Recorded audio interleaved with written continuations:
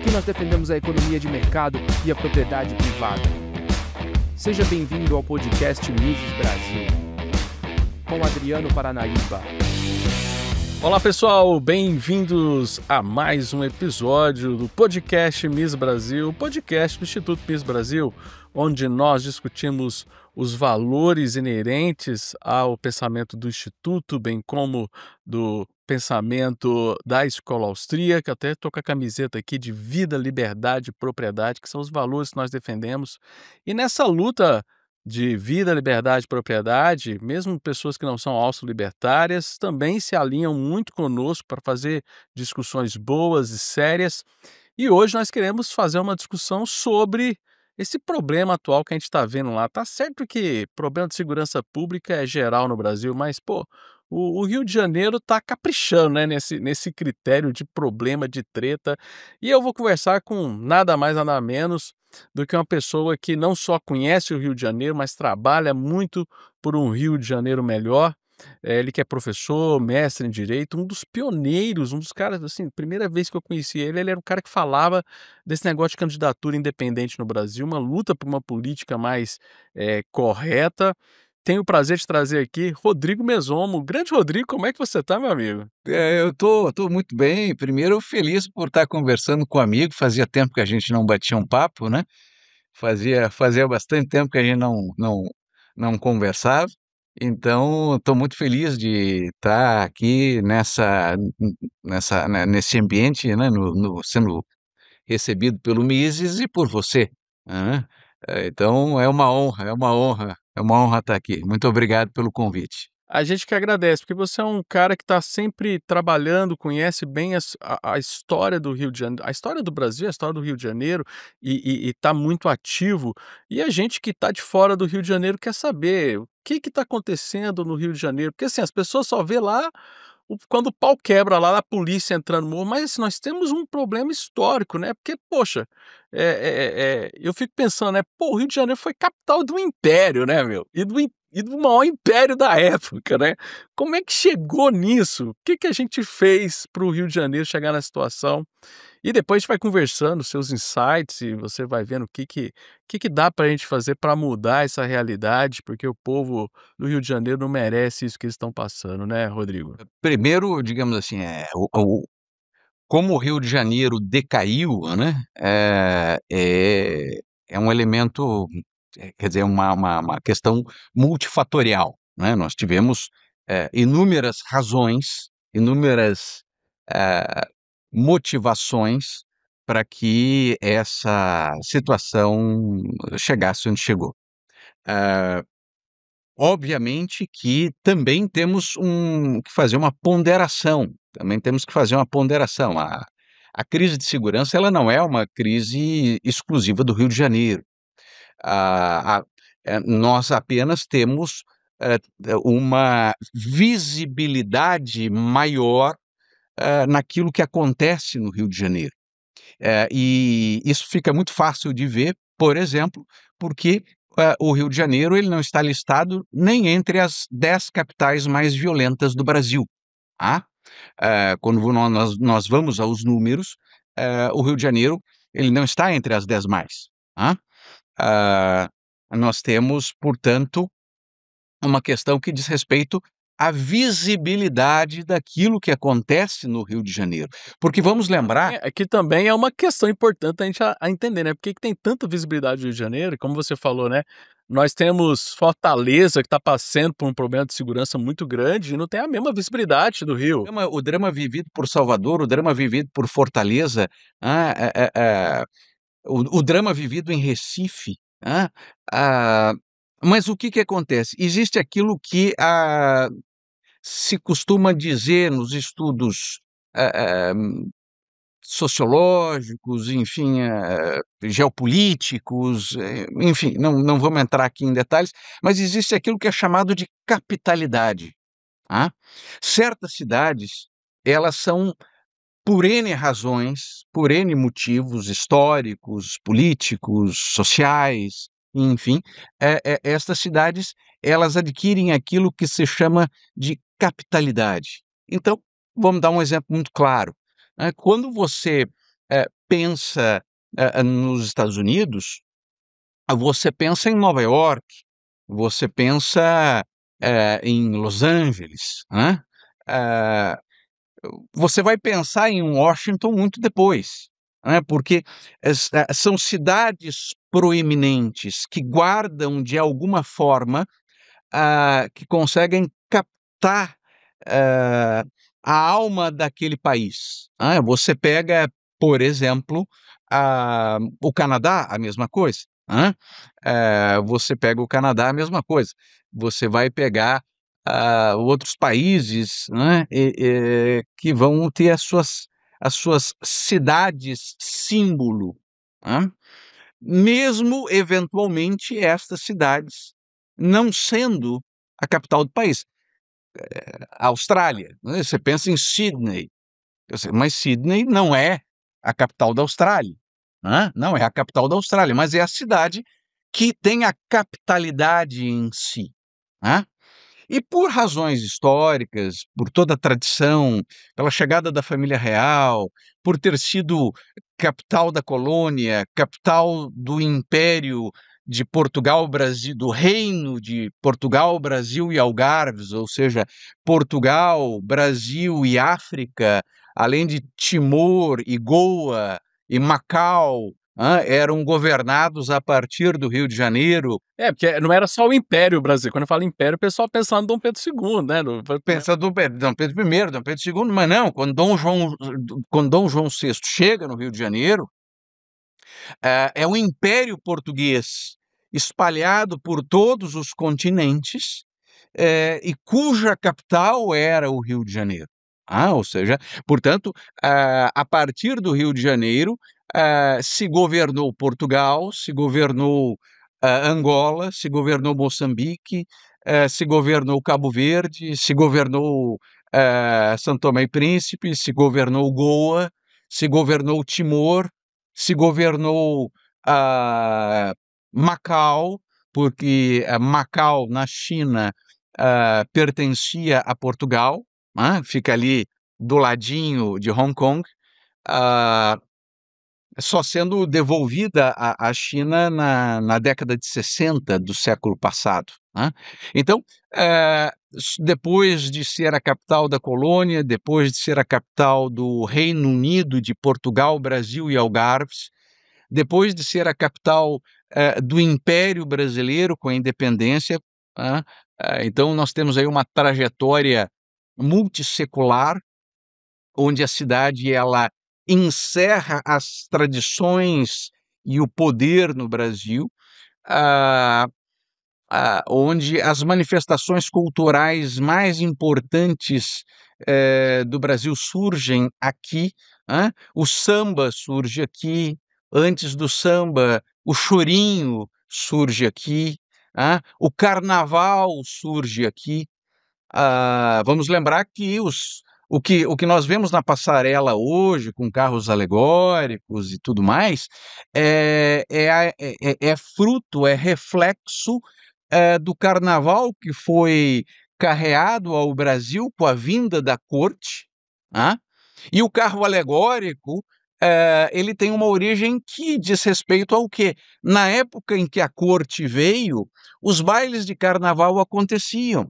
E como circulavam as carruagens dos nobres fantasiados ao estilo de Veneza, pela cidade, e o povo olhava aquilo estupefacto, fascinado por aquilo, aquela nobreza passando fantasiada ao estilo veneziano, indo para os bailes que aconteciam na corte.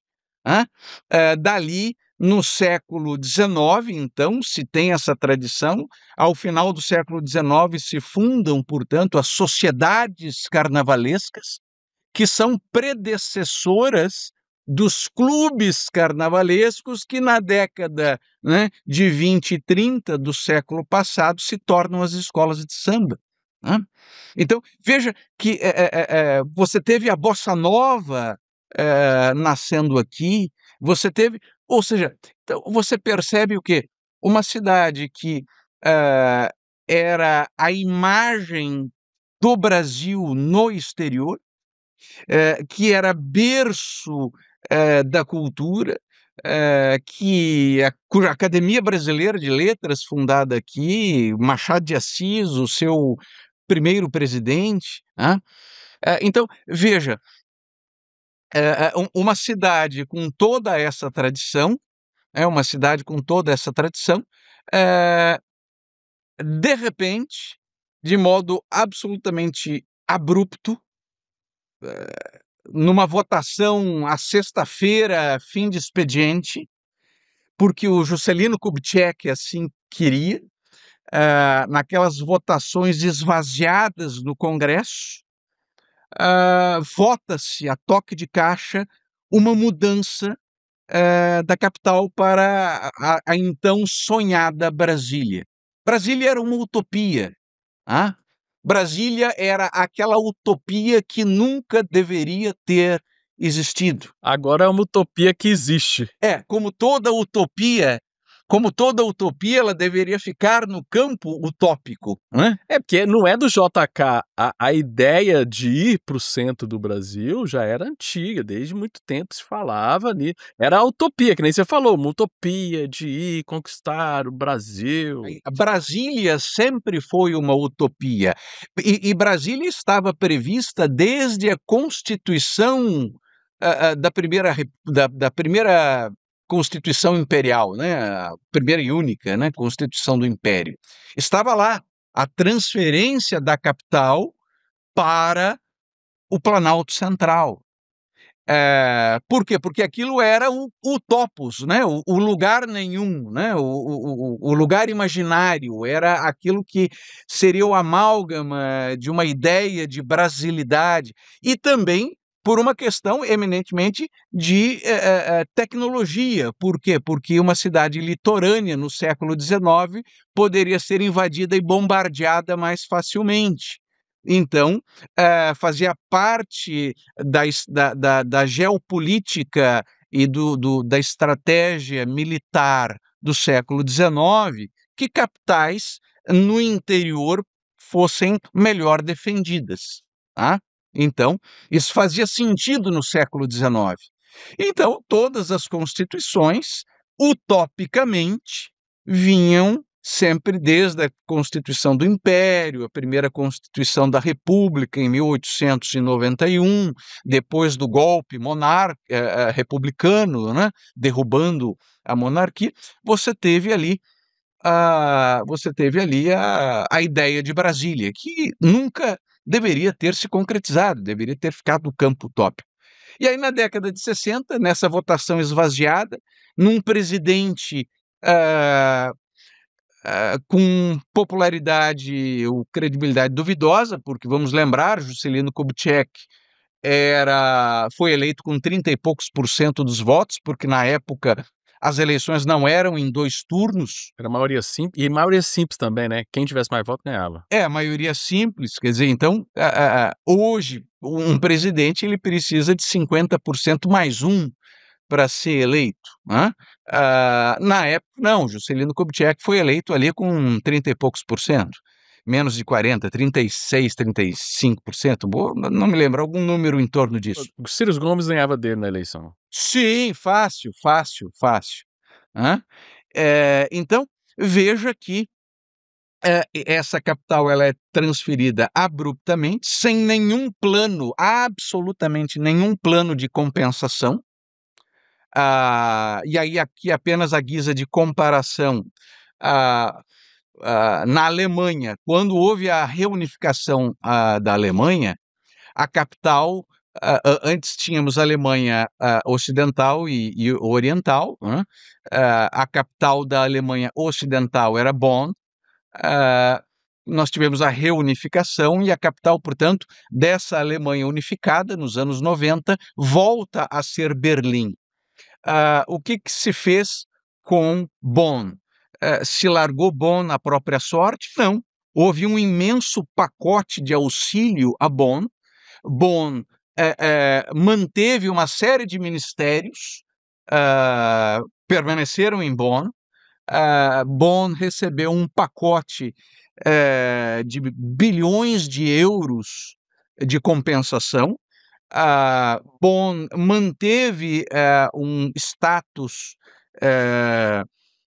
jurídico diferenciado, porque parte, né, do judiciário permaneceu em Bonn, né, ou seja, Bonn continuou sendo, entre aspas, a capital judicial da Alemanha. Portanto, Bonn não foi a jogada à própria sorte. Você foi a nossa capital, muito obrigado, até logo, que se exploda você agora. Olá pessoal, passando aqui, parando o episódio para dar um recado muito importante para você. Estão abertas as inscrições da pós-graduação em escola austríaca do Instituto Miss Brasil. A turma 2026 é um marco muito importante porque traz a consolidação desse curso. São 10 anos ininterruptas de formação em nível de pós-graduação em escola austríaca, que vai além de economia, filosofia, ciência política, método científico, para você ter a melhor formação sem doutrinação no Brasil. É o único curso no Brasil que você encontra isso. As vagas são limitadas e você vai poder aproveitar todo esse conhecimento numa plataforma moderna, que é a nossa plataforma Mises Academy, onde você, mais do que fazer uma interação de qualidade, também você vai usufruir de eventos híbridos, com eventos presenciais, para fazer não só o conhecimento dos seus amigos, o seu network, mas poder interagir com mestres e doutores em escola austríaca, onde você encontra só aqui no Instituto Miss Brasil, uma tradição já consolidada de formação acadêmica nas ideias da liberdade. Faça hoje mesmo a sua inscrição, porque as vagas são limitadas.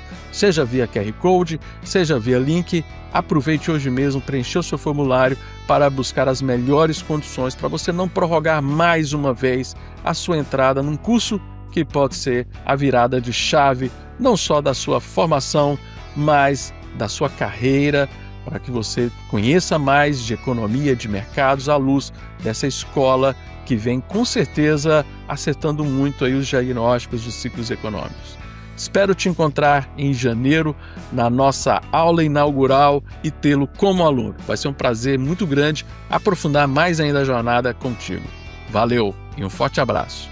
Rodrigo, só para a nossa audiência entender, por que a necessidade dessa compensação, assim, que aconteceu em Bonn e que deveria ter acontecido no Rio? Só para a audiência entender por que é importante ter essa compensação. Essa compensação, ela se dá porque a cidade, ela estrutura, e no caso do Rio de Janeiro isso aconteceu durante séculos, ela se estrutura vocacionalmente em torno do apoio à máquina pública e tudo é pensado para digamos assim, a máquina pública e não para outras questões como industrialização, desenvolvimento de pesquisa e tecnologia, ou seja, ela é, na verdade, uma cidade que guarda em si e sua arquitetura e seu próprio urbanismo vai sendo feito e moldado para servir àquela máquina pública. É como se Brasília hoje deixasse de ser capital, né? O que vai fazer com a esplanada, né? Seria isso, né? Então não é um auxílio para ficar sustentando a estrutura, é um auxílio para ela mudar a vocação dela, para fazer outra coisa. É para que ela consiga, com este auxílio, ao longo do tempo, reencontrar vocações. Que ela consiga migrar ao longo do tempo para tal. E, na verdade, isso também precisa ser dito, Brasília foi criada por uma demofobia de Juscelino Kubitschek da classe política na década de 50. E aí isso é confessado. O Juscelino Kubitschek, ele expressamente diz isso nas suas memórias, que criou Brasília para retirar do Rio de Janeiro e da pressão popular o centro político do país. Isso está dito, né, isso está dito expressamente por Juscelino Kubitschek. Por quê? Porque você tem que lembrar que ao longo da década, do início do século passado, né, a política ela assume uma conotação de política de massas. Nós vamos saindo de uma política dos gabinetes, que era a política da Primeira República, tá? Onde, inclusive, nós tivemos presidentes eleitos enquanto eram diplomatas na Europa, né? Então, quer dizer, porque a escolha era uma escolha feita ali em gabinetes, né? Então, nós vamos saindo de uma política que não era uma política de massa, não era uma política popular, para uma política popular. Então, temos ali o poder voltando aos civis depois, né, de Deodoro e Floriano Peixoto. Aliás, a República ela começa com um golpe de Estado e se prolonga com um estado de sítio, porque Floriano Peixoto governa, dá um golpe, né? Sobre Deodoro. Que deu o golpe no imperador. É um país dos golpes, né, velho? O que não faltou foi golpe nesse país. Ele dá um golpe, porque pela Constituição da época, o papel de Floriano Peixoto seria apenas e tão somente fazer o quê? Apenas e tão somente convocar novas eleições e cumprir aquele período que era previsto. E ele disse, não vou convocar novas eleições, não, eu vou continuar no mandato e é comigo mesmo. Quer dizer, então ele já começa isso, decreta estado de sítio e governa em estado de sítio. Durante todo o seu governo foi estado de sítio. Censura, estado de sítio, prisões. Ou seja, a política na República ela começa com aquilo que o Império nunca tinha visto. O Império não conheceu censura à imprensa. O Império não conheceu restrição à liberdade de expressão. O Império não conheceu o estado de sítio, não porque não estivesse previsto. Nós tínhamos o Instituto na Constituição, mas não foi previsto, quer dizer, não foi implementado em momento algum. Mas, enfim, vamos adiante, porque a história é longa. Então, você começa a ter essa política voltando para a mão dos civis, aí começam os governos civis, e aí entramos na política dos governadores, a política café com leite, e você começa ao longo da década de 10, década de 20, década de 30, a política começa a se transformar numa política de massa. E os políticos começam a estranhar a pressão popular. Você começa a década de 40 e aí quando vem a década de 50, aquilo já estava insuportável para a classe política. E aí, então, JK, nessa demofobia também, e de modo eleitoreiro, né, porque ele saca do bolso do colete a ideia, não, realmente, vamos fazer Brasília, vamos tornar essa utopia verdadeira. E aí, numa votação de sexta-feira à tarde, com quórum esvaziado, sem qualquer projeto de compensação, simplesmente vota-se, ok, cria-se Brasília e o resto que se exploda. A capital já começa a ser feita a toque de caixa, e o Rio de Janeiro vai sendo esvaziado paulatinamente. Passa-se a década de 60 nesse drama e vem a década de 70. O Rio de Janeiro havia sido transformado em estado da Guanabara, o Distrito Federal, porque o Rio de Janeiro havia o antigo estado do Rio de Janeiro e havia o Distrito Federal. O Distrito Federal, como hoje Brasília é o Distrito Federal, o Distrito Federal se transforma em Estado da Guanabara. Então você tinha o Estado do Rio de Janeiro e o Estado da Guanabara. O antigo Estado do Rio de Janeiro, como nós chamamos, cuja capital era Niterói, e a cidade do Rio de Janeiro era uma cidade-estado. Era uma cidade-estado. E passou a ser chamada de Estado da Guanabara.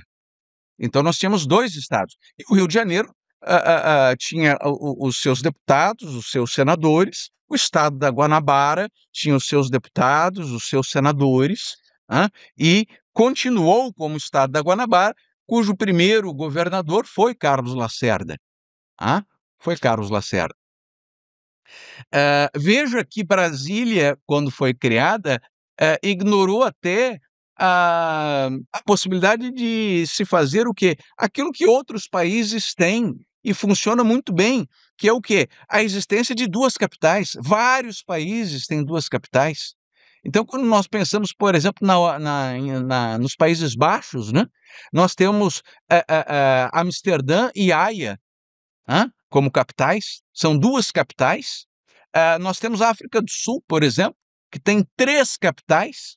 Há uma capital judiciária, há uma capital legislativa e há uma capital executiva.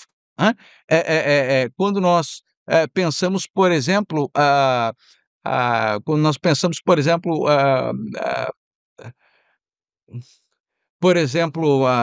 Chile, o Chile, ele funciona com 2 capitais. Por quê? Porque a cidade do Chile e você tem o judiciário, a capital Santiago, né, ah, ah, ah, eh, você também tem ali a questão de 2 capitais, basicamente, não de modo oficial, mas, na prática. Ah, Você tem a Malásia com 2 capitais, você tem a Malásia com 2 capitais, não é a gente pensa Kuala Lumpur, mas não é só Kuala Lumpur, né. Você tem também a divisão, você tem a Bolívia, né, com 2 capitais, porque você tem Sucre e você tem La Paz. Sucre é a capital histórica, que mantém vários órgãos, e La Paz, a capital administrativa. Você tem a República Tcheca, também com 2 capitais, porque não é só Praga que é a capital. Você tem também essa divisão. Você tem a própria União Europeia, né? A própria União Europeia, ela não tem só Bruxelas ela não tem só Bruxelas como capital. Você está ali espalhado a, a, a- as disposições das estruturas da União Europeia, de modo que poderia-se ter criado Brasília? Sim, ok, poderia-se ter criado Brasília, mas façamos 2 distritos federais, né? Até porque, veja, quando você rompe com o Rio de Janeiro, você rompe com a própria história do Brasil. Você rompe com a própria história do Brasil. Brasília não tem sequer uma avenida com o nome de Dom Pedro I, quem fez a independência. Você não tem bustos que contam a história do Brasil, que contam os atos heróicos do Não, Brasil. tem o do JK, tem lá o. Sim, sim, o único busto que você tem lá, digamos, é o JK, né? Quer dizer, é como se o Brasil estivesse sendo inventado a partir dali. Quer dizer, né, você não tem E é um pouco isso, referências né? O Brasil é criado dali para históricas. frente e o Rio vai sendo. E isso traz impacto. Assim, esses abandonos que o Rio vai passando, políticos, de certa forma, vai criando impactos sociais que vai Sim, construindo esse tecido de hoje. inúmeros impactos sociais. Então, antes desse parênteses, né, eu havia mencionado sobre a década de 70, né, nós chegamos à década de 70, e esse antigo estado da Guanabara, como ele estava na mão do MDB e não nas mãos da Arena, ah, o que o governo militar de então faz? Impõe uma fusão. Impõe uma fusão. Ao impor uma fusão, você obriga uma convivência que até então não existia, porque você tinha tradições, modos de agir, culturas políticas diferentes. Por quê? Porque o Rio de Janeiro havia sido moldado por uma tradição. O antigo estado do Rio de Janeiro havia sido moldado por outra tradição política. E aí você obriga primeiro você retira poder político, porque você caça os senadores, diminui o número de senadores, diminui o número de deputados, né? Ou seja, você retira poder político real, concreto dessa unidade, dessa nova unidade federada. Hã? Então ela perde o mesmo contingente populacional perde deputados e senadores. Se faz uma fusão, sem planejamento algum e sem apoio do governo federal.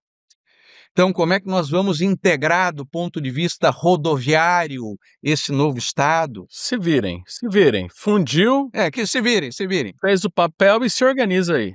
Como é que nós vamos, então, integrar do ponto de vista energético? Como é que nós vamos integrar do ponto de vista da navegação de cabotagem?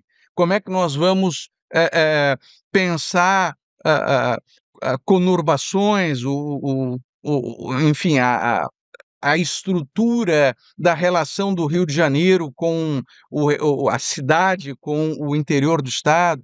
Niterói, que era a capital deste antigo estado do Rio de Janeiro, perde a condição de capital também, portanto, sofre aspas, né, um rebaixamento, porque o que antes era uma capital de estado passa a ser uma cidade sem qualquer função administrativa política, perde a sua Assembleia Legislativa, perde as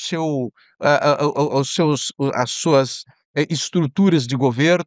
Portanto, para ambos os entes federados, né, Estado da Guanabara e Estado do Rio de Janeiro, a fusão ela foi, em certo sentido, desastrosa e sem uma condição constitucional que era fundamental, que era um plebiscito, porque a Constituição, para né, todas as transformações territoriais, sejam cisões, fusões, né, nós precisamos de plebiscitos. Vamos criar um novo Estado. Você precisa de um plebiscito. Vamos fundir, hipoteticamente, Rio Grande do Norte e Paraíba querem se fundir. Mas aí você tocou num ponto importante, né? Se eles querem se fundir, né? Não houve essa preocupação se havia um desejo de se fundir. E eu acredito que não. Então foi meio a toque, criou um primeiro grande desastre também nesse sentido de, vamos fundir pessoas que não querem estar juntos no mesmo estado. Exatamente. Até porque você tinha ali os seus grupos políticos, as suas elites políticas, as suas tradições.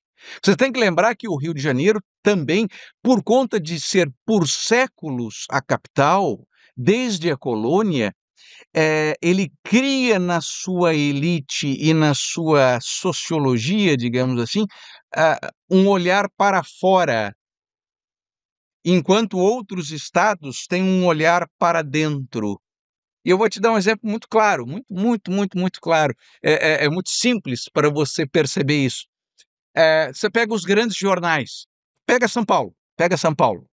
O nome dos grandes jornais: Folha de São Paulo, Estado de São Paulo. Você pegava, por exemplo, os grandes jornais do Rio de Janeiro. Você tinha O Globo e o Jornal do Brasil. O Jornal do Brasil se acabou, enfim, mas eram os dois grandes veículos de mídia, né? O Globo e o Jornal do Brasil. Quer dizer, é uma sutil diferença, mas que representa uma visão de mundo, ou seja, o Rio de Janeiro, por ser séculos essa capital, olhava para fora, olhava para o Brasil e pouco para si mesmo. A sua elite era uma elite que pensava o Brasil e não a cidade ou o estado. Já você vai para Minas, qual é o grande veículo? O Estado de Minas, né? O jornal, o Estado de Minas, e assim sucessivamente, né? Então, você chega na década de 70, você dá essa segunda marretada no Rio de Janeiro, catastrófica, e inclusive desequilibrando as finanças.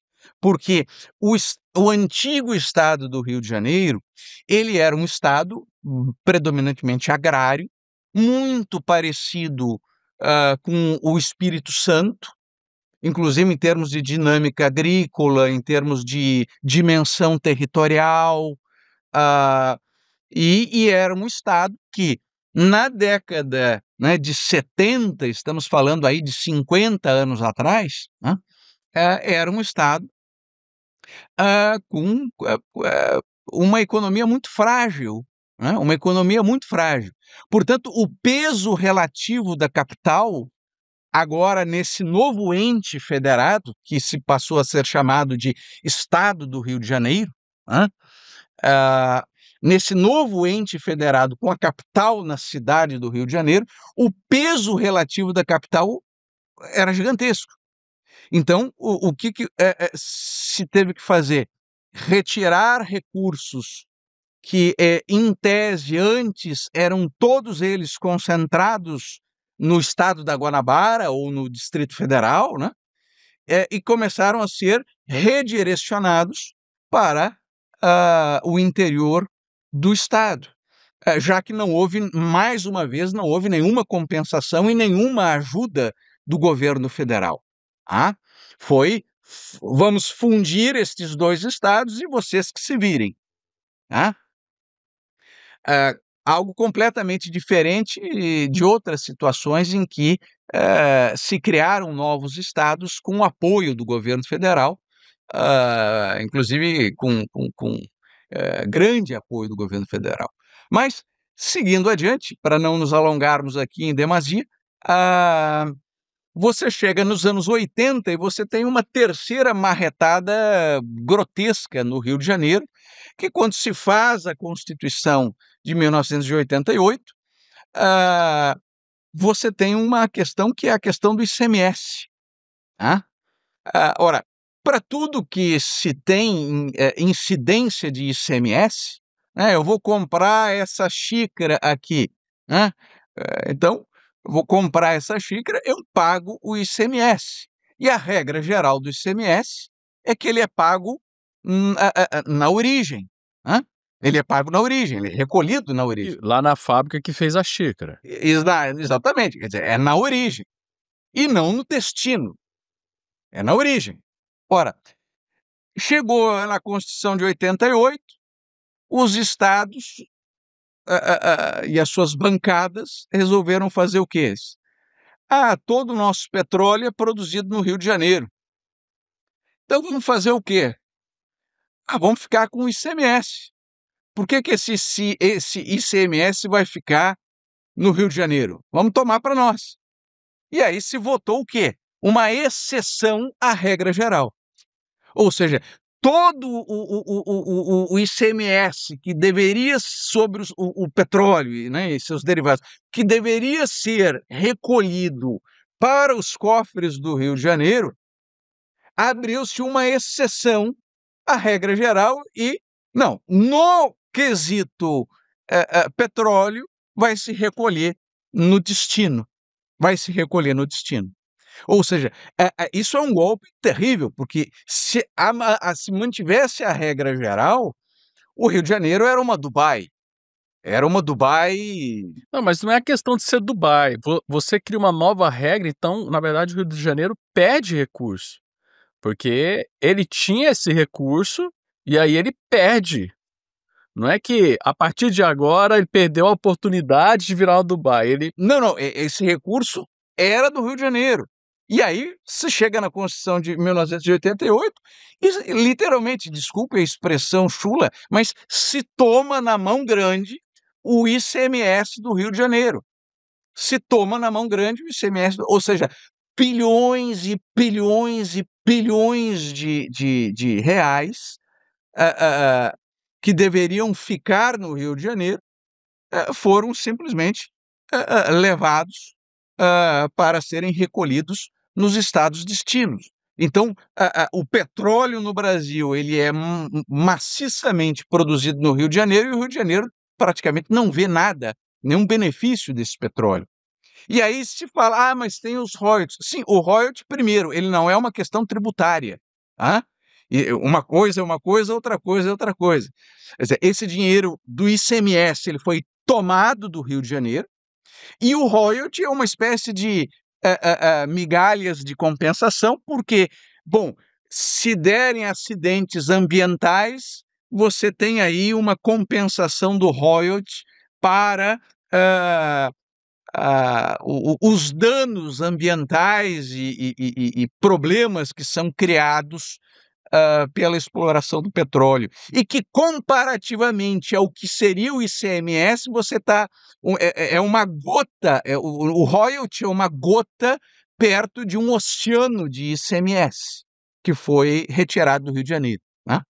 Ah, mas a Petrobras, e aí? Sim, mas o fato da Petrobras ter sede aqui também não significa nada, porque 80% dos fornecedores da Petrobras são de fora do Rio de Janeiro. Né?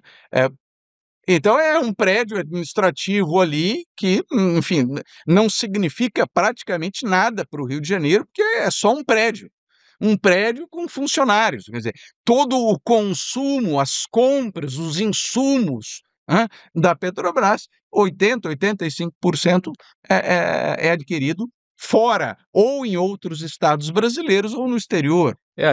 Aqui em Goiás, a gente tem um município aqui em Goiás que, como ele é a ponta final de um dos oleodutos que vem de Paulínia, o ICMS, o prefeito lá se dá bem pra caramba, porque ganha maior grana lá de ICMS, porque ele tá lá na ponta desse oleoduto e é uma exceção do pagamento do ICMS, né? E aí isso vai fragilizando o Estado, né? Aí vai dando margem para, eu imagino assim, isso daí vai sensibilizando o habitante, a sociedade, vai dando margem aí para só vir governo populista, prometendo um Então retorno. você vai corroendo as finanças públicas dramaticamente, você não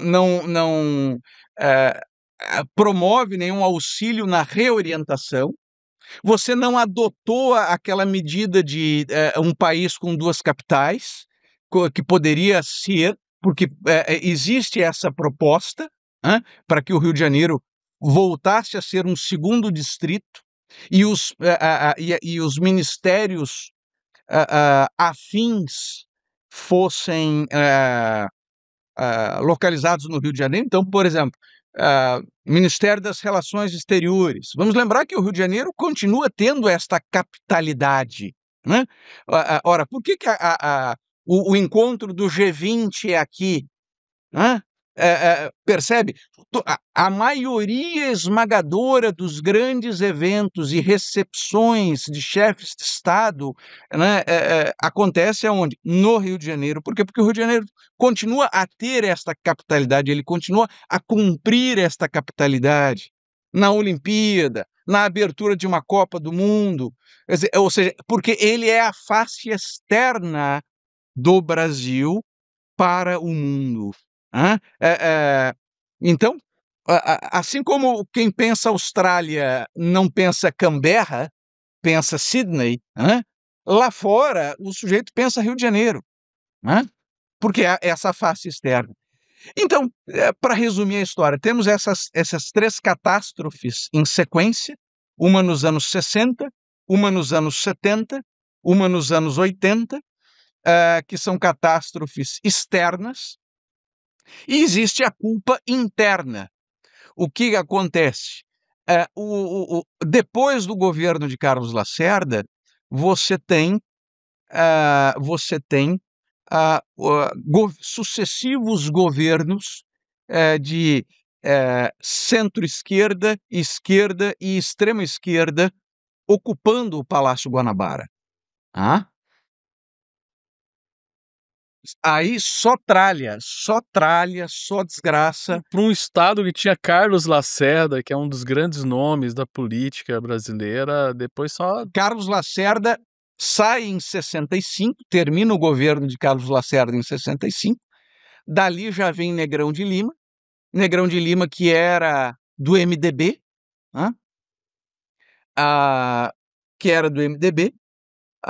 que vinha das hordas de Getúlio Vargas, e dali você vem o quê? Você vem Chagas Freitas depois, que era do MDB também, e que tinha as conexões também que remontavam ao PTB, né? Você, no antigo estado do Rio de Janeiro, você teve Amaral Peixoto, né? Que era o interventor, vinha das hordas de Getúlio Vargas. Quando começa o processo de redemocratização e voltam as eleições, você vai ter no Rio de Janeiro aí a eleição de Brizola. Pois é, como é que o Brizola vai conseguir formar um capital político no Rio de Janeiro? Porque, assim, quando a gente faz essa leitura de problemas sociais, pelo menos é uma visão minha, né, quando a gente pensa, assim, no engrossamento dos problemas sociais, eu sempre penso no Brizola. É incrível, né, porque ele vai criar um monte de ele é um ponto de inflexão mesmo, não é só impressão minha não. Por mais que você tenha porque, assim, você tem esse histórico de destruição do Estado propriamente dito. Aí vem o Brizola e faz essa inflexão. Brizola ah, sem dúvida nenhuma, uma inflexão, porque o Brizola ele promoveu uma metástase no Rio de Janeiro. Primeiro porque ele veio com... é preciso nós lembrarmos o quê? Brizola vem num momento em que nós tínhamos tido estávamos numa redemocratização, né? Nós estávamos numa... A lei da anistia havia acontecido em 79, Brizola é eleito em 82, né?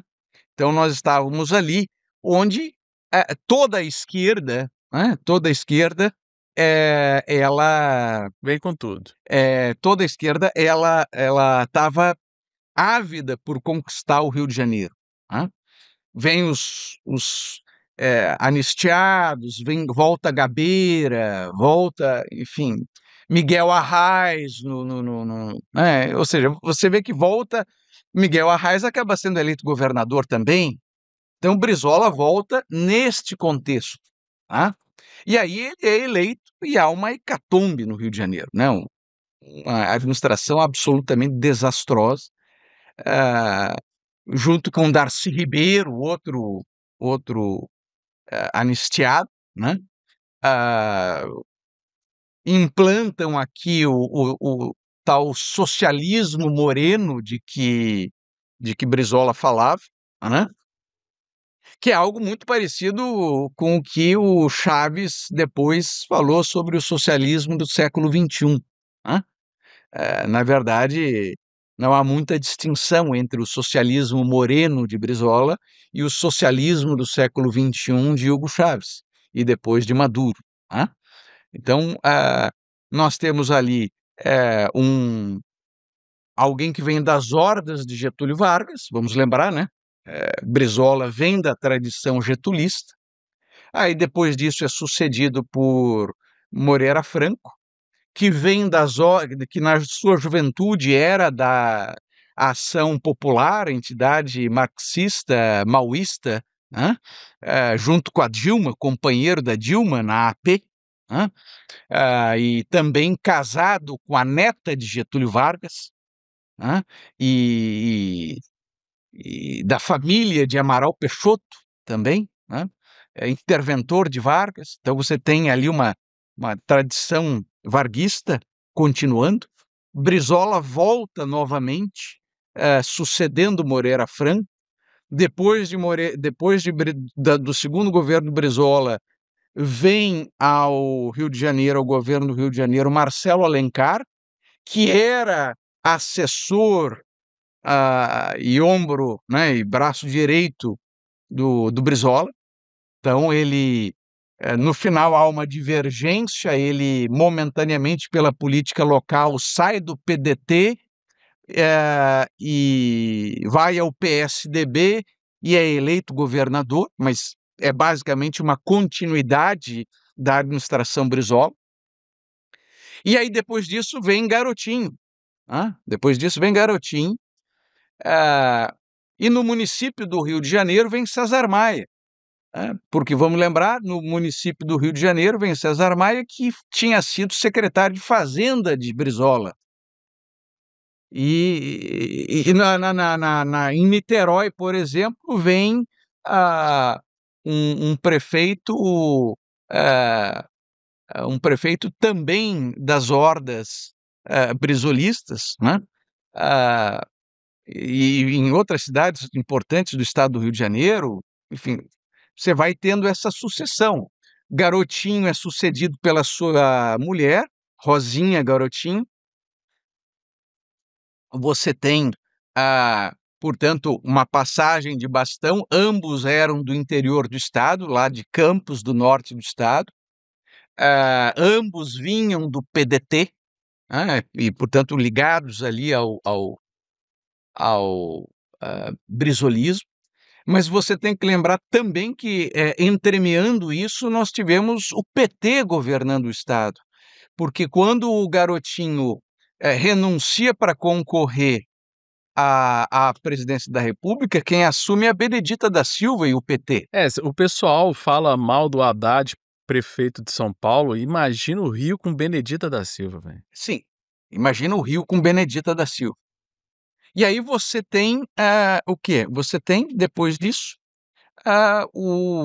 aí é o prego no caixão que é dado pelo que vem na sequência, que é talvez o pior governador de todos os tempos na questão econômica, né, que é o Sérgio Cabral. Porque a corrupção chegou, então, com o Sérgio Cabral a níveis doentios endêmicos, né? Você faz esse retrospecto histórico, a gente vai vendo assim, que desde da redemocratização, o Rio de Janeiro só foi não teve, que nem em vários estados que a gente percebe, alternância de poderes, né? Você manteve o pior da política brasileira, que é esse populismo do Vargas com esse socialismo do Brizola, e depois recheado com a cerejinha de bolo de PT. E o que todos eles têm em comum é essa subveniência, essa questão de fazer vista grossa para o crime. Na verdade, conseguem se capitalizar com o crime, por isso que de repente tem essa... Sim, se capitalizar não só com o crime, mas se capitalizar com a degradação do tecido social. Por quê? Porque para o populista, quanto mais favela, melhor. Porque é uma área a mais aonde as políticas populistas funcionam melhor. Precisa ter pobre, senão pobre não vota na gente. Quem vota na gente é pobre, então tem que ter pobre para votar na gente. Exatamente. Quer dizer, então você vê que aí você, por exemplo, Sérgio Cabral, ao invés de fazer programas de urbanização, gastou bilhões em teleféricos em favela. Então, quer dizer, no Morro do Alemão, vamos pegar aqui, vamos urbanizar, vamos desapropriar essa área, vamos construir conjuntos habitacionais, vamos implementar o programa Minha Casa Minha Vida, essa área deixa de ser favela e passa a ser um tecido urbano normal. Não. Qual é a política? Vamos gastar bilhões aqui fazendo teleférico no Alemão, teleférico no Juramento, na Providência, melhor dizendo, e por aí vai. Ou seja, são políticas absolutamente populistas, e como todo governo esquerdista, não há responsabilidade fiscal, então você junta o desastre externo com o desastre interno dos governos que foram sendo eleitos, todos eles com uma matriz de centro-esquerda, esquerda ou extrema-esquerda. Vamos lembrar o Sérgio Cabral. O pai dele era do Pasquim, o pai dele era da militância comunista. Ele vem das hordas do esquerdismo. O Sérgio Cabral, pai, falecido, é alguém de profunda tradição marxista, esquerdista, né? Sérgio Cabral bebe nessa dinâmica. Então, vamos observar que houve um pequeno ensaio com a eleição de Wilson Witzel, que seria, em tese, a ruptura com esses 50 anos de esquerda, né, de diferentes matizes de esquerda, e aí foi aquele verdadeiro desastre, em um ano e pouco, o impeachment do Wilson Witzel, né? E aí a sucessão por Castro, que agora tomou o relevo, passou 4 anos, 5 anos, digamos assim, num governo sem qualquer brilho, sem qualquer ação, sem qualquer mudança de trajetória, e agora, espetacularmente, faz uma ação acertada, que é a ação de combate bélico violento, de desmantelamento e aniquilação da facção do Comando Vermelho, né? Vamos lembrar que o Comando Vermelho, ele surge no Rio de Janeiro na década de 70. E por que não é comando azul, comando verde, comando laranja, comando cor-de-rosa, comando preto? Por que é comando vermelho? Porque ele nasce na esquerda. Ele nasce da confluência entre os presos políticos que o governo concentrava no Rio de Janeiro. Vamos lembrar disso. Não havia na época presídios federais, tá? Então, o que o governo militar fazia quando prendia um comunista, um guerrilheiro comunista, um terrorista comunista? Levava para Ilha Grande.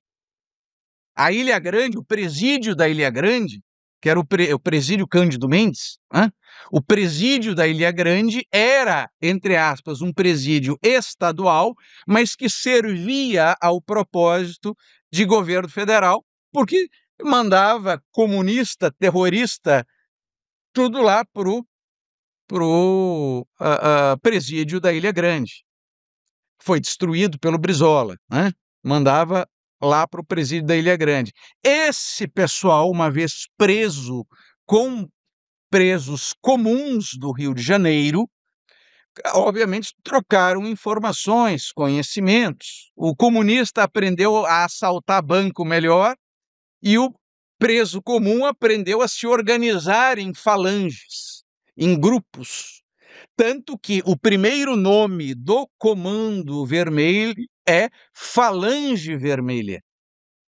Então o governo federal tem essa parcela de culpa também, que foi o quê? Profissionalizar o crime no Rio de Janeiro, trazendo todos os... Profissionalizou não, profissionalizou isso que ensinou, sem querer, ensinou marxismo para os bandidos, né, velho?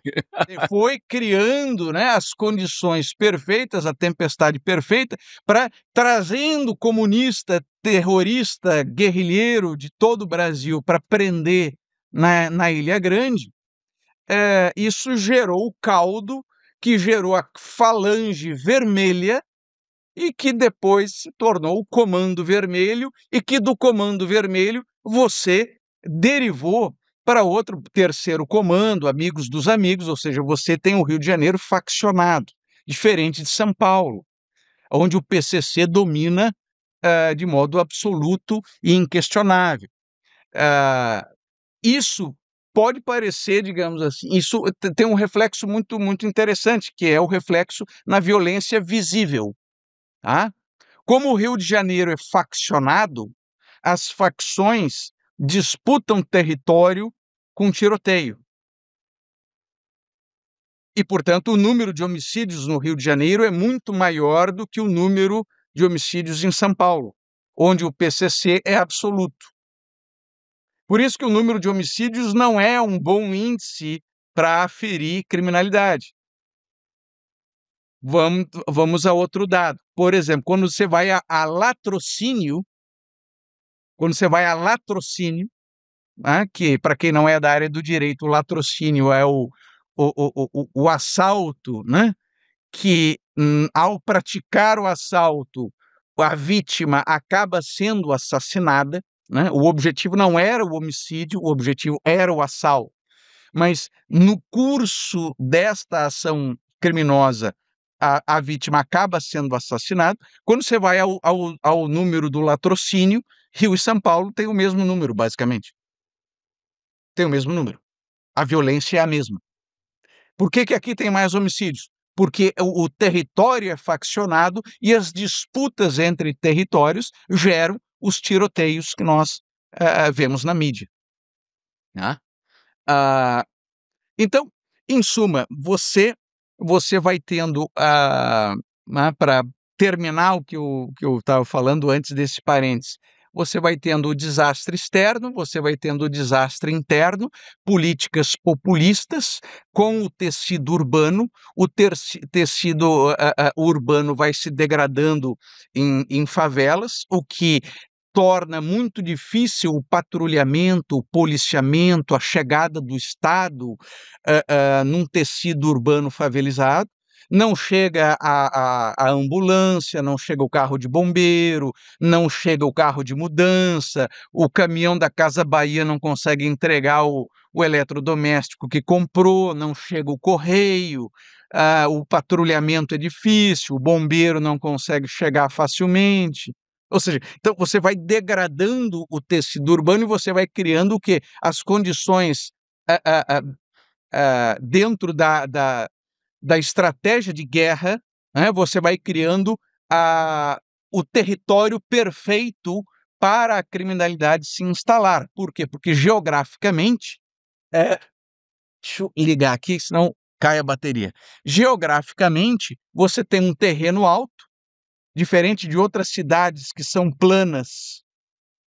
Quando você tem o morro, né, ninguém precisa ser general formado É encastelado, é literalmente um encastelamento da... você não precisa, né, ter feito Agulhas Negras, West Point, né, e ser um gênio militar para saber que quem está em cima tem encastelado, né, nos pontos de observação e de tiro, tem muito mais vantagem de quem está subindo o terreno. Então você cria, ao longo destes anos todos, né, políticas populistas, deixa favelizar, a favela é bom.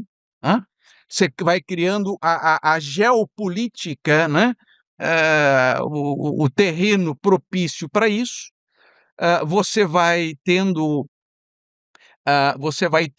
uma baixa capacidade de combater, porque o combate acaba sendo um combate com danos colaterais. Então você tem uma pressão da esquerda e da mídia esquerdista para que esse combate não ocorra.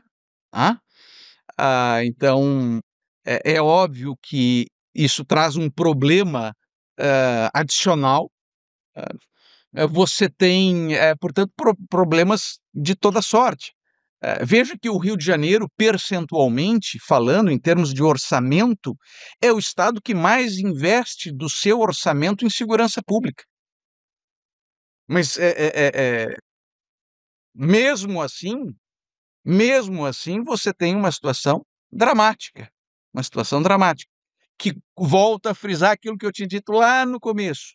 É uma situação ainda muito melhor do que vários outros estados, mas aqui nós temos uma ressonância do que acontece, né? Temos uma ressonância, porque acontece um tiroteio aqui, manchete no New York Times, acontece um tiroteio em várias outras capitais, aquilo ali é manchete só no jornal local. Também temos esse fenômeno, né? Também temos esse fenômeno.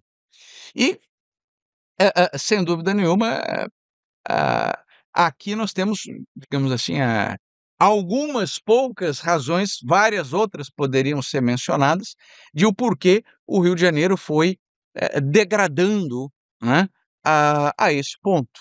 né, foi degradando a esse ponto. Saímos, de uma cidade que era a capital política e cultural do Brasil, ah, aonde, ah, coisas absolutamente fantásticas e maravilhosas, ocorreram. Quando nós observamos aqueles filmes da década de 20, da década de 30, até a década de 40 no Rio de Janeiro, era impressionante a elegância das pessoas nas ruas, quer dizer, para uma hecatombe nuclear que nós temos hoje, né. Poder da esquerda destruiu uma economia. Poder da esquerda destruiu. Essa esquerda, né, destruiu as finanças do Rio de Janeiro também, quer dizer, nós fomos até porque a violência gera pobreza, porque você começa a ter o quê? Fuga de cérebros. Então o sujeito é extremamente preparado, graduado, mestrado, doutorado, pós-doutorado, e aí ele vai dizer o quê? "Pô, eu vou ficar fazendo o quê aqui?" Ele recebe um convite e ele vai para fora. Então você começa a ter a evasão de cérebros, né, de pessoas, preparadas, e você começa a ter de a evasão de empresas. Por quê? Porque num determinado momento a a a droga deixa de ser a principal questão, e a principal questão passa a ser o domínio de território. Eu até uma vez, no podcast que eu tinha sobre transportes, eu estava entrevistando o Paulo Ganimi, que foi deputado federal daí, e falando do problema dos aeroportos do Rio de Janeiro, né, que, né, tem aeroporto que tá vazio, não tem mais gente querendo ir para lá por conta do caminho que passa onde tem muito tiro, né, então o Galeão e o Santos Dumont, né, para ir para o Galeão. Sim, o único aeroporto seguro é o Santos Dumont, quer dizer, porque está no centro da cidade, literalmente no centro da cidade. E a estrutura do Galeão é muito melhor, mas ninguém quer ser fornecedor lá, ninguém quer. Um aeroporto internacional, a base aérea do Galeão, um aeroporto internacional, concebido para ser o grande hub aeroportuário do Brasil, tá?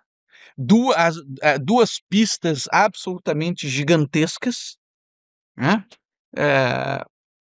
Poucos aeroportos no mundo têm duas pistas tão longas quanto a do Galeão e absolutamente subutilizado, tá? Absolutamente subutilizado. E aí você observa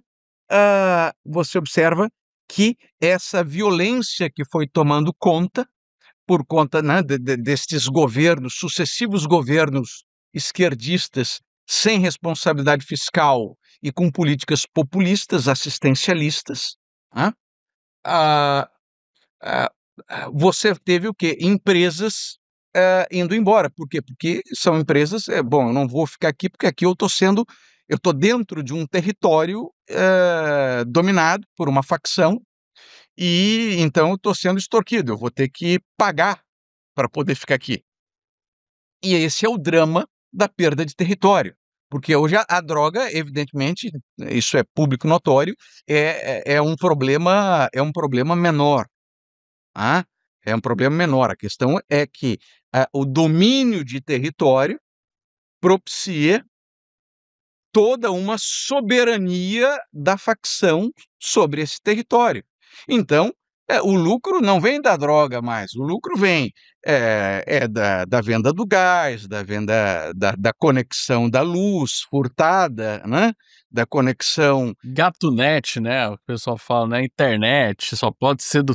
Nossa, é absurdo. O motoboy que tem que pagar para circular, a van que tem que pagar para circular, enfim, você tem toda uma exploração de território que passa a ser implacável, né?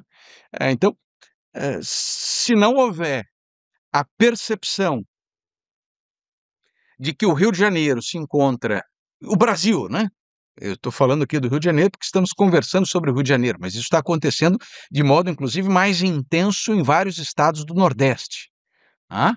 Isso está acontecendo em São Paulo, onde o PCC chega na Faria Lima.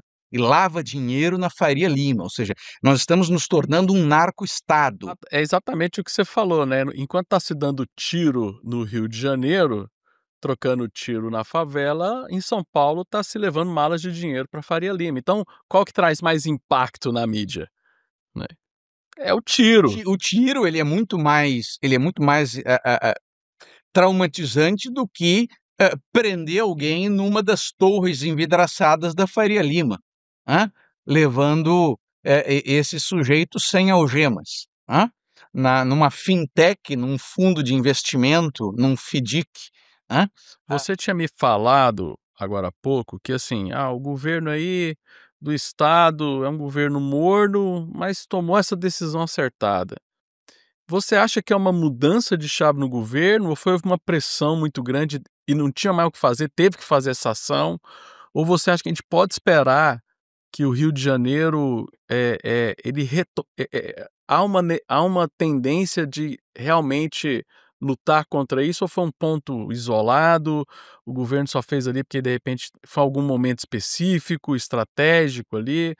Como é que você vê o da agora para frente, o acontecimento e o da agora para frente, o posicionamento do governo aí no Rio de Janeiro? Sim, bom, primeiro, diferente de São Paulo, né, e como eu te disse, a a a criminalidade em São Paulo talvez seja inclusive muito pior e perigosa, porque quando ela já chegou na Faria Lima, é porque a metástase já tá muito avançada, tá. Ah, a queda no número de homicídios, como eu disse, não é um sinal necessariamente, ah ah, que represente uma redução de criminalidade, tanto que o número de latrocínios é igual ao do Rio de Janeiro. Portanto, o crime continua acontecendo, só que ele, ao invés de se faccionar, ele dominou monopolisticamente toda a estrutura, tá. No Rio de Janeiro, ainda não há esse domínio absoluto do Comando Vermelho. O Comando Vermelho vem se alastrando pelo país como o PCC. O PCC não está mais só em São Paulo, o PCC está em vários estados brasileiros, assim como o Comando Vermelho está em vários estados brasileiros. Tá? Mas aqui não há só o Comando Vermelho, você tem outras facções e o enfrentamento e a retomada de território é absolutamente fundamental. Não há a menor chance, não há a menor chance de não haver um enfrentamento.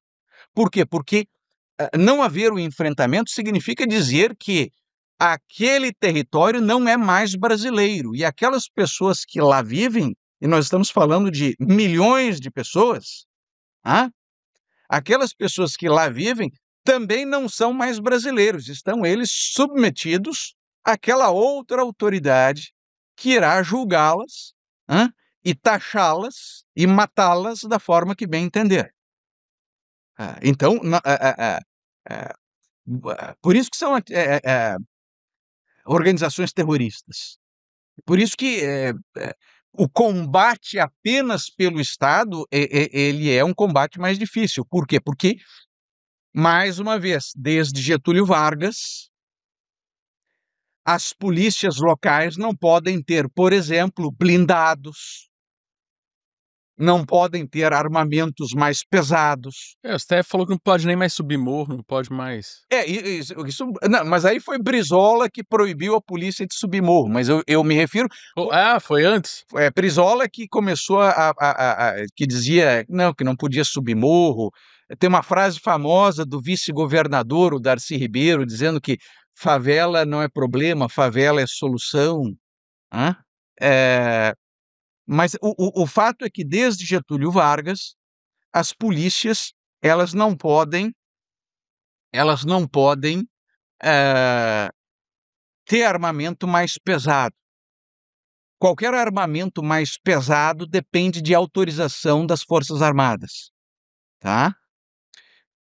Porque na década de 30, vamos lembrar, houve a gloriosa Revolução Constitucionalista de São Paulo, e lamentavelmente São Paulo foi derrotado naquela guerra civil, né? E a partir e vamos lembrar que até aquela época, os estados tinham autonomia para ter blindados, aviões. Mas aí era mais fácil ter secessão, mas aí ia ter secessão direto. A partir dali, Getúlio Vargas proibiu, e subjugou as polícias ao exército, né.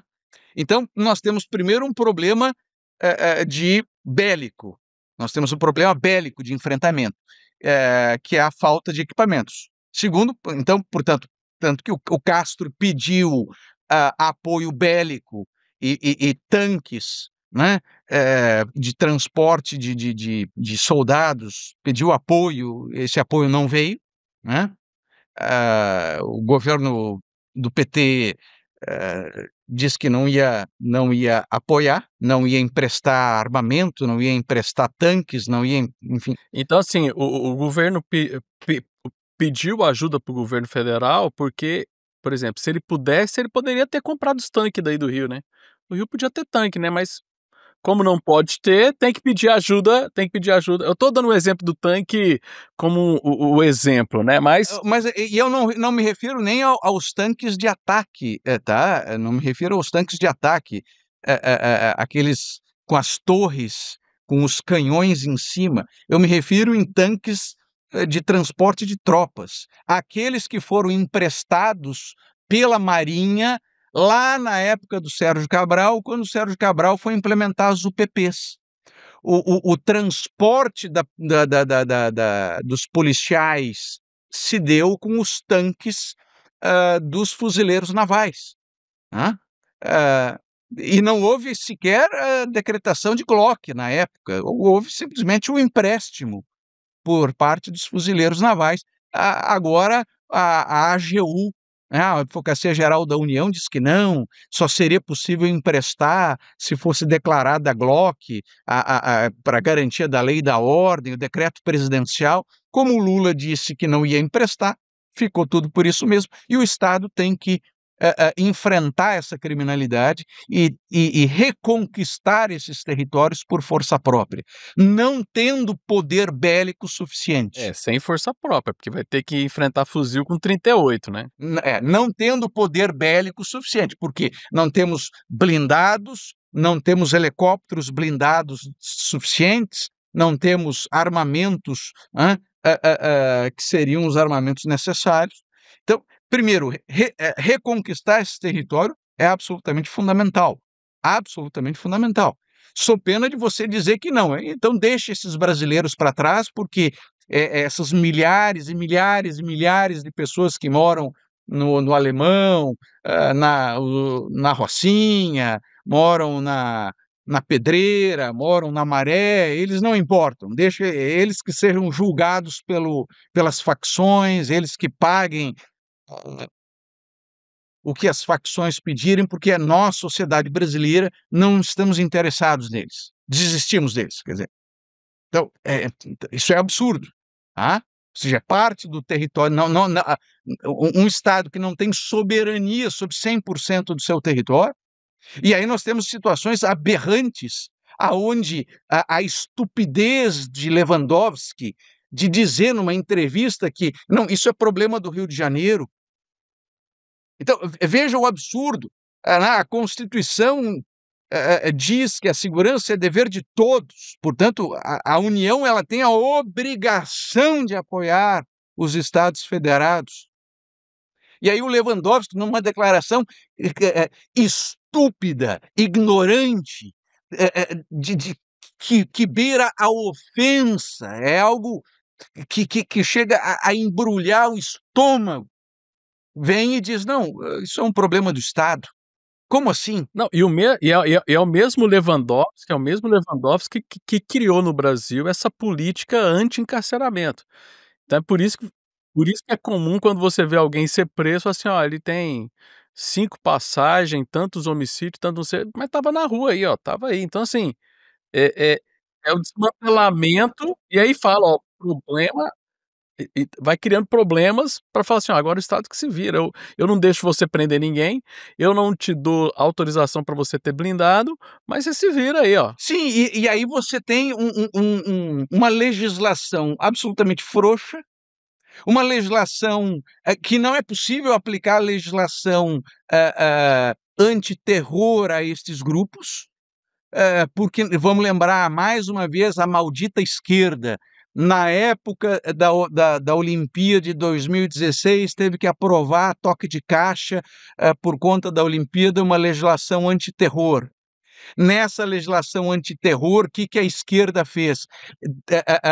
Deixou de fora uma série de condutas, a Dilma vetou 8 dispositivos na lei antiterror, sob o pretexto de que não, da forma que estava, iríamos permitir a aplicação da lei antiterror contra o MST, contra os black blocs, etc.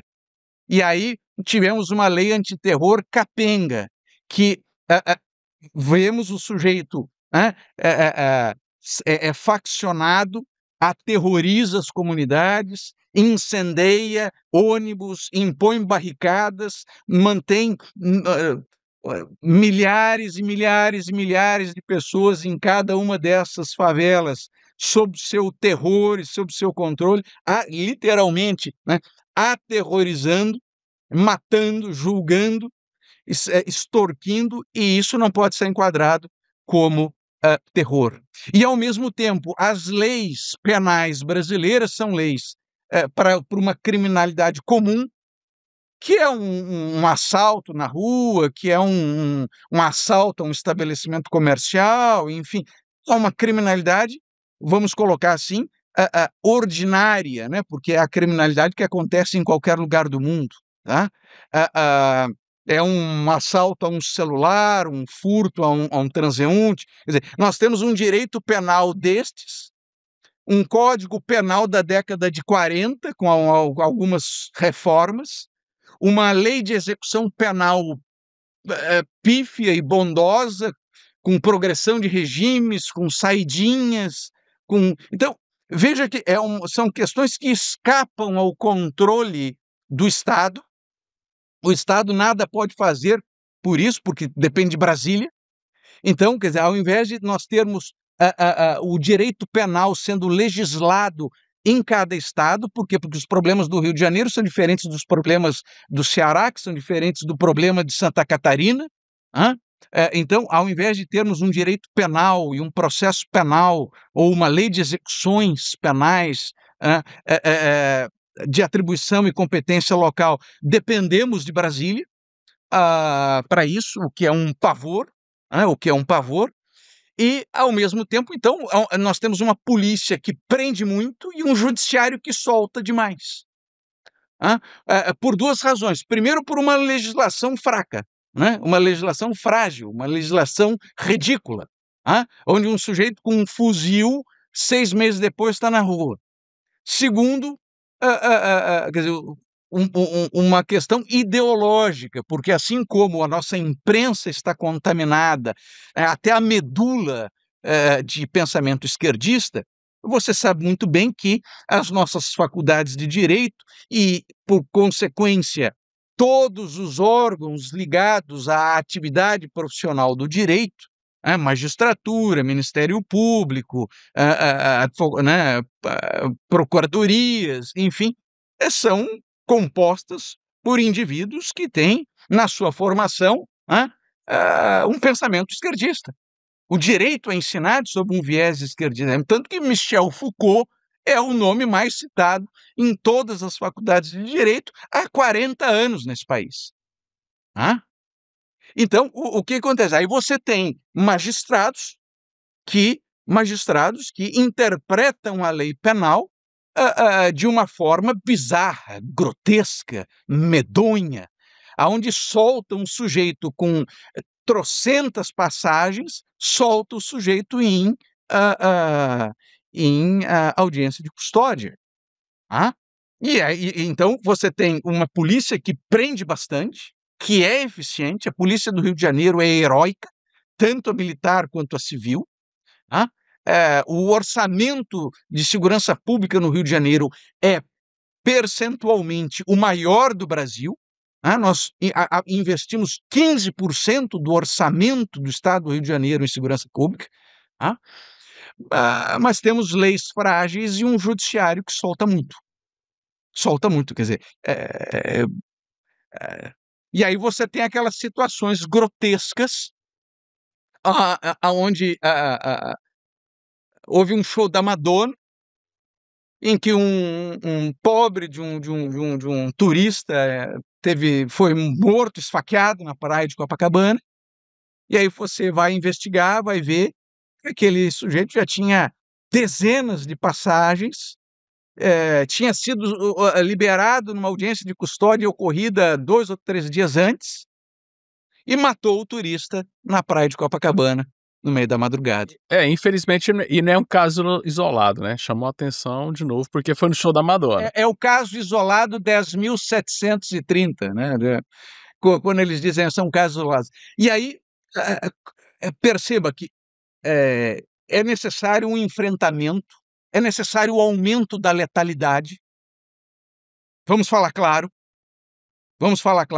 Ninguém que estava lá naquela mata baixou o fuzil, foram mortos porque estavam em combate, né? E aqueles que foram mortos, se não tivessem sido mortos, não iam dizer, meu Deus, eu vou mudar de vida, eu vou começar a abrir o LinkedIn e enviar currículo para mudar de vida. Ou seja, são pessoas que estão infiltradas, tomadas mentalmente pela criminalidade. Então, portanto, a verdade é, não existe combate a esse tipo de criminalidade sem letalidade. Não existe. Não adianta querer pintar o mundo de cor-de-rosa. Você é como querer fazer o quê? Entregar flores para esse pessoal? Livros? Não, vamos ler poesia, vamos fazer uma roda de poesia. Então, lamentavelmente, a situação é dramática.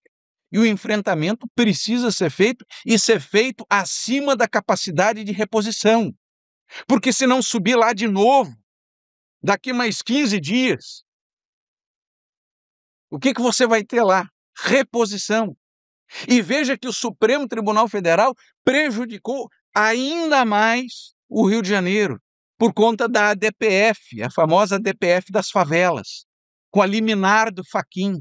Por que agora, quando subiram no Alemão, nós tivemos ali a prisão e a morte de inúmeros, dezenas de criminosos de outros estados, da Bahia, do Ceará, do Pará? Pois é, eu acho que tá tendo a Convenção Nacional do Comando Vermelho lá, velho. Era representando aqui de Goiás, tinha gente lá do Goiás. Tinha gente, era a convenção, era festa de fim de ano do Comando Vermelho. Por quê? Porque é preciso que se entenda isso também. A maldita, amaldiçoada ADPF das favelas, proposta por um partido de esquerda, e o Fachin, um comunista, que apoiou a Dilma Rousseff, inclusive, famoso vídeo dele declarando voto na Dilma Rousseff, pedindo voto para Dilma Rousseff, deu aquela amaldiçoada liminar que congelou as possibilidades de enfrentamento do crime no Rio de Janeiro por 5 anos.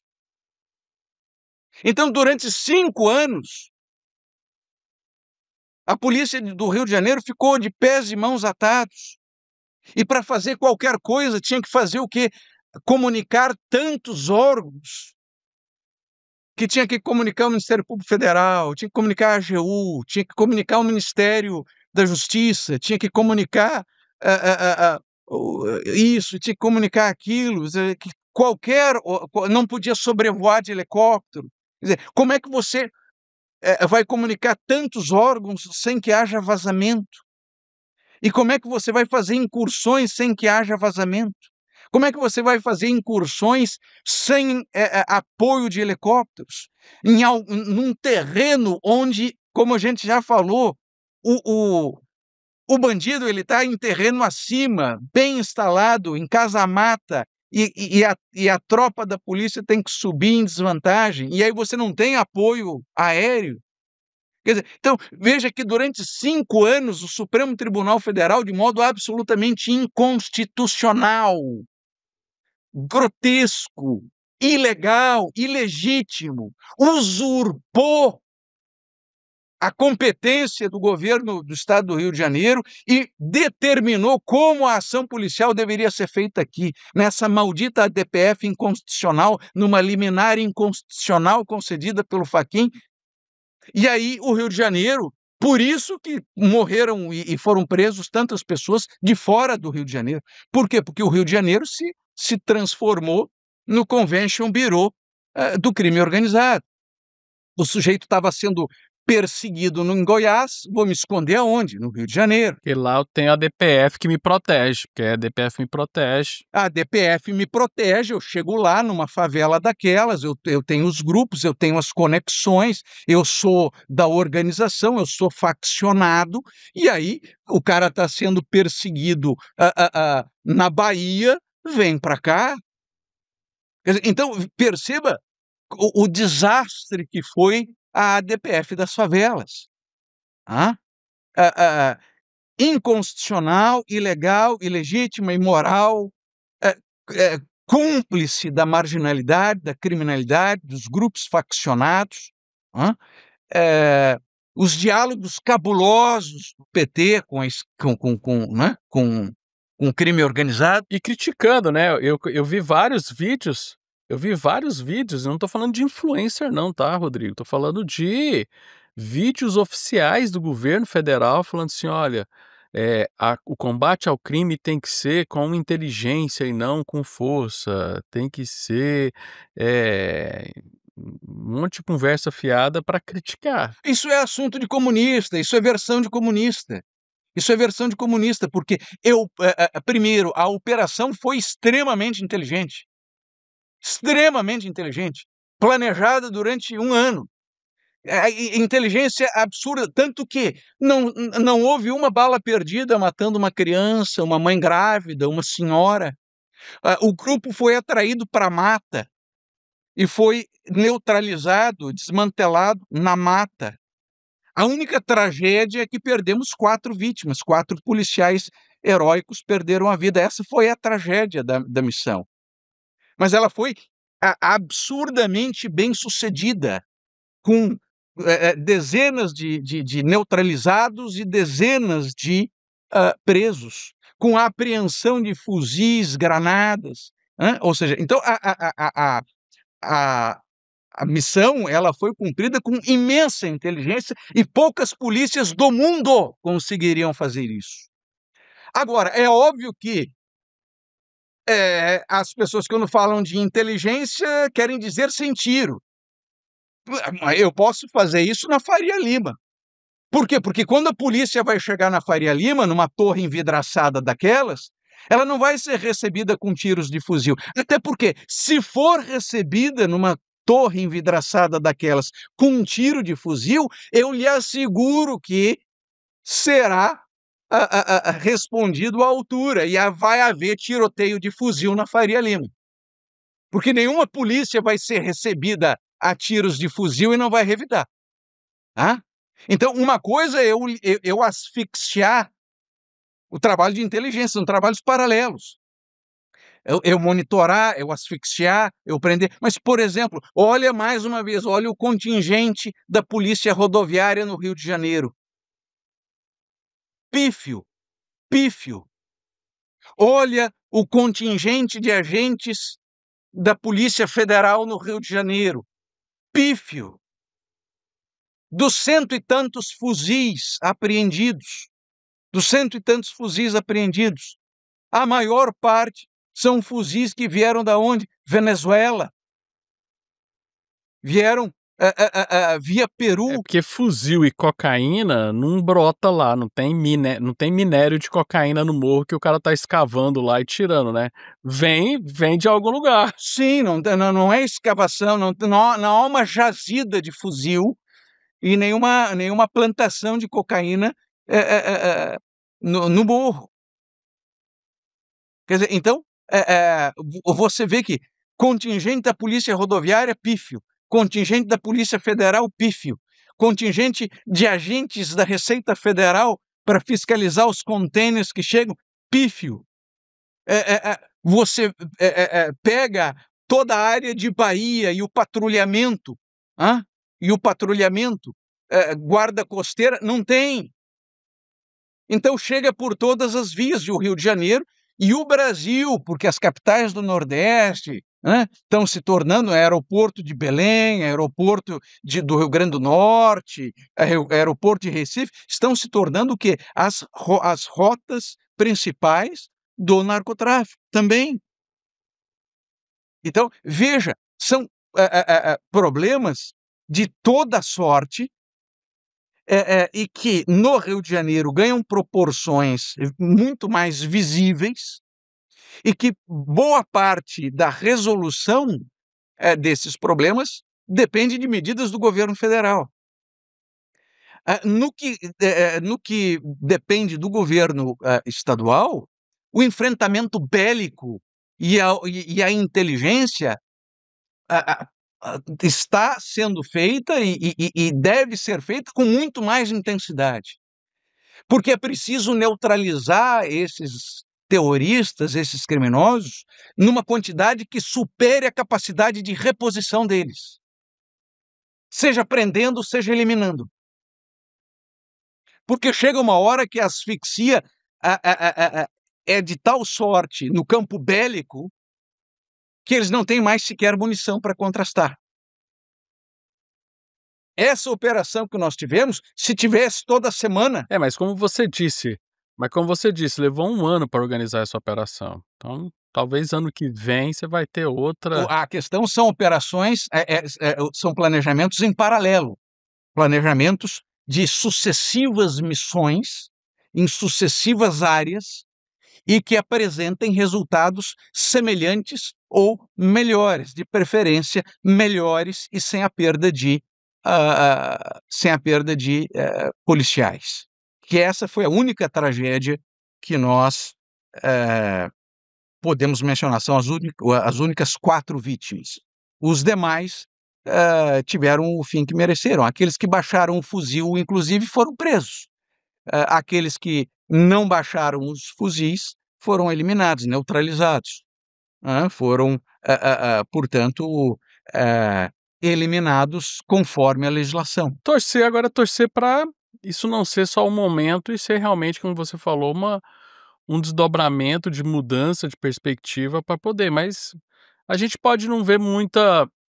Se o governo federal continuar, não só... Porque assim, não é questão do governo federal não estar ajudando. O governo federal parece também que está querendo atrapalhar esse procedimento, né? Então, assim... Sim, atrapalhar. A própria vinda do Alexandre de Moraes aqui é absurda. Foi meio absurdo. Foi meio doido esse negócio, né? Algo juridicamente grotesco, juridicamente absurdo, aonde você imagina um ministro da Suprema Corte norte-americana indo a um estado para inspecionar certas áreas ou averiguar certas situações. Se fosse o ministro da Justiça, tudo bem, né? Se fosse o ministro da Justiça, até faria sentido. Faria sentido, mas a própria presença do Alexandre de Moraes aqui, ela é grotesca. Só que o brasileiro se acostumou, nos últimos anos, tanto a observar coisas grotescas, coisas absurdas, que acha, digamos assim, que é normal a vinda de um ministro do Supremo Tribunal Federal aqui. Para quê? Para quê? E como? Fazer exigências do quê, meu Deus do céu? Na verdade, o governador Cláudio Castro não deveria nem ter recebido esse indivíduo. Está na hora de parar de cumprir ordem ilegal. Esse é o ponto. Tá na hora dos nossos governantes, em especial os governadores, pararem de cumprir ordens ilegais. Ordem ilegal não se cumpre. Ponto. Mas é a DPF das favelas. Azar do Supremo. Ele que enfia a DPF no escaninho que for cabível lá na estante dos arquivos do Supremo, pois que aqui não será cumprida essa ordem ilegal. É isso que deveria se fazer. É isso que deveria se fazer, porque a DPF das favelas é ilegal, então não há de ser cumprida. A presença de Alexandre de Moraes aqui é ilegal, é inconstitucional, ele veio para intimidar, ele veio para se sobrepor, para ameaçar, então não deveria ser recebido. O senhor não é bem-vindo aqui, não venha, não venha. É isso que deveria ser dito, mas nós vivemos uma época de frouxidão, falta de coragem, medo, nos faz lembrar daquele velho ditado, né? Tempos fáceis criam homens fracos, né? Nós estamos justamente nessa fase dos homens fracos. Mas tá chegando os tempos difíceis, né? Mas e quem cria os tempos difíceis criam homens. Criaram tempos difíceis. É por essa razão, inclusive, Adriano, que eu, há alguns dias atrás, anunciei isso num podcast e tomo a liberdade de anunciar aqui. Eu tenho tido uma interlocução com vários membros do Partido Novo e estou lançando minha pré-candidatura ao governo do estado do Rio de Janeiro. Vamos conversar e avançar e verificar se chegamos a um bom termo. É porque você foi candidato ao Rio de Janeiro como na tentativa de ser um candidato independente pela sua pauta de política de candidaturas independentes, né? E não foi aceito. Foi essa discussão da candidatura independente, ela ainda está sendo discutida no Supremo Tribunal Federal.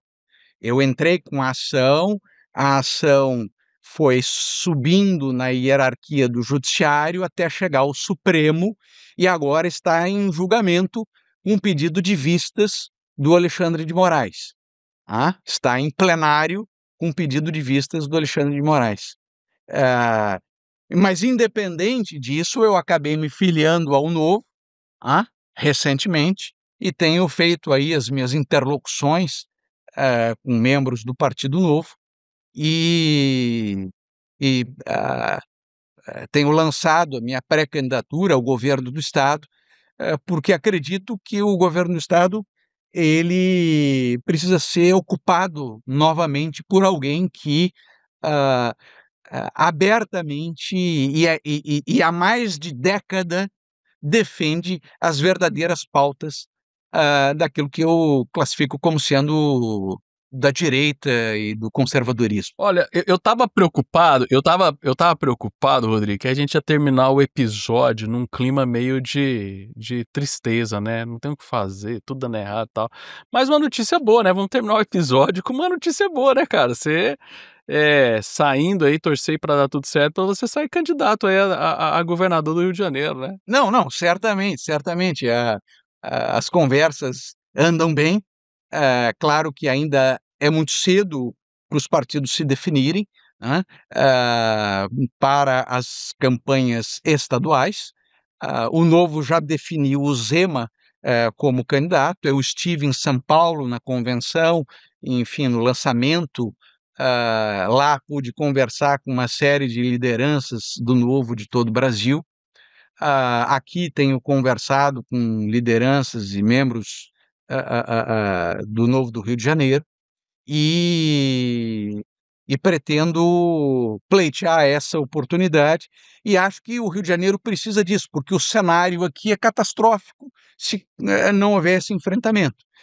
Nós temos uma situação em que o principal candidato é Eduardo Paes, que é um esquerdista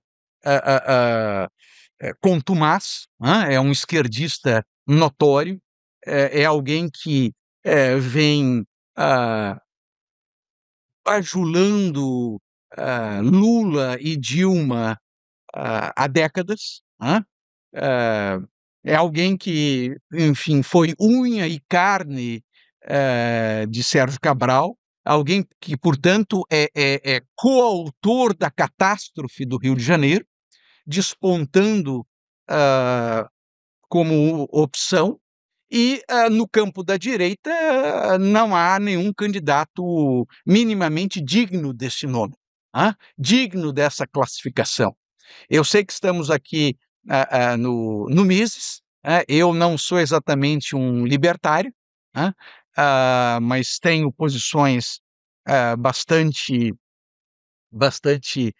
liberais em termos econômicos. Não chego a me classificar como um libertário, mas Você acha que você é conservador, mas você defender que não deve seguir nenhuma regra ilegal do governo federal, você tá mais libertário que muito libertário, sabia, né?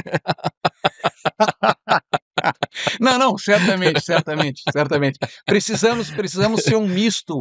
O Rio de Janeiro ele precisa de um misto de Bukele com Milei. Exato. Reformas, apenas e tão somente reformas absolutamente profundas e radicais podem fazer uma inflexão do Rio de Janeiro ao retorno à sanidade. Ou seja, medidas cosméticas, medidas de meras contenções,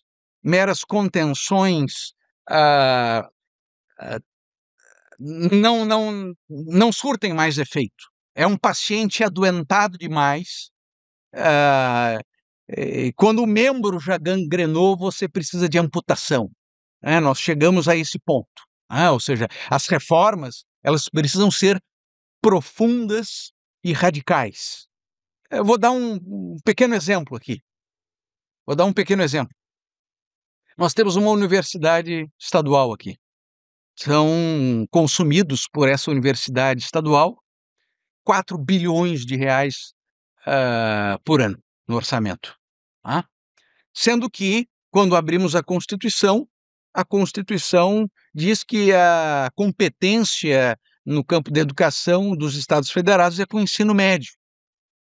Ora, então nós precisamos fazer o quê? Nós precisamos fazer uma federalização dessa universidade e usar estes 4 bilhões em segurança pública, por exemplo. Usar estes 4 bilhões para atacar o principal problema do Rio de Janeiro neste momento. E a competência constitucional, o governo federal que a faça cumprir, que assuma essa instituição. Então nós temos aí medidas que precisam ser tomadas e medidas que vão doer muito. Vão doer muito, muito, muito. E vão enfrentar imensa resistência. Agora, nenhum candidato, nenhum pré-candidato se dispõe a dizer para a população a verdade daquilo que precisa ser dito. E daí porque ingressei no Novo e pretendo, no Novo,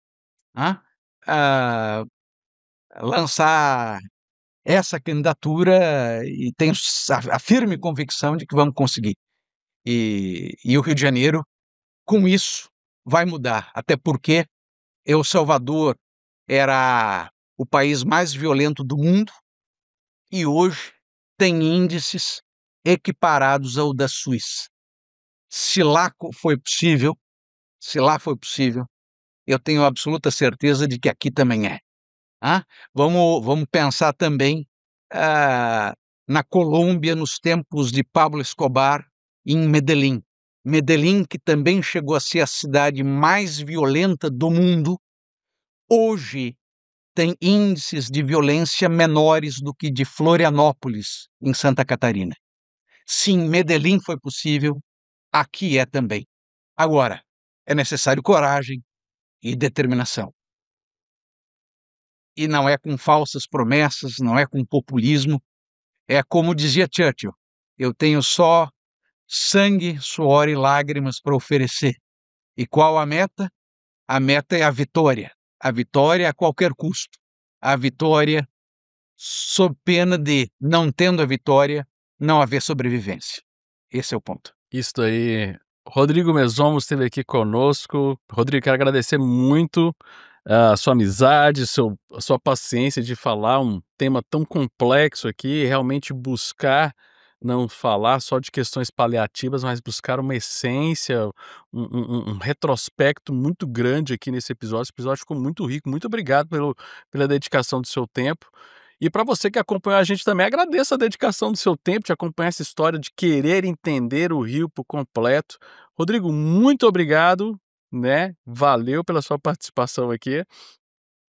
E você que acompanhou a gente até aqui, não esqueçam de curtir o episódio, marcar, mandar pro seu amigo que está revoltado aí com as pessoas, né? As pessoas filiadas ao Comando Vermelho que morreram aí na nação, né? Ai, pessoa, né? Então, Como os jornalistas dizem, os meninos. Os meninos, só porque tá com o fuzil na mão no meio da mata às 4h atirou no só cara. Só porque tava com um fuzil na mão, tadinho.